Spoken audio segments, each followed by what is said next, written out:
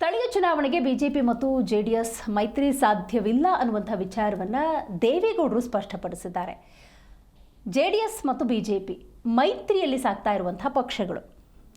ಆದರೆ ಇಲ್ಲಿ ದೇವೇಗೌಡರು ಬಹಳ ಮುಖ್ಯವಾಗಿ ಸ್ಪಷ್ಟಪಡಿಸಿರುವ ಕೆಲವು ವಿಚಾರಗಳನ್ನು ಪ್ರಸ್ತಾಪ ಮಾಡೋದಾದರೆ, ಅಸೆಂಬ್ಲಿ ಅಂದರೆ ವಿಧಾನಸಭೆ ಮತ್ತು ಲೋಕಸಭೆಗೆ ಮಾತ್ರ ಪಕ್ಷಗಳ ಮೈತ್ರಿ, ಸ್ಥಳೀಯ ಮಟ್ಟದಲ್ಲಿ ಏನು ಚುನಾವಣೆ ಆಗುತ್ತೆ ಅದರಲ್ಲಿ ಯಾವುದೇ ರೀತಿಯ ಮೈತ್ರಿ ಇಲ್ಲ ಅಂತ ಜೆಡಿಎಸ್ ವರಿಷ್ಠ ದೇವೇಗೌಡರು ಸ್ಪಷ್ಟನೆಯನ್ನು ಕೊಟ್ಟಿದ್ದಾರೆ.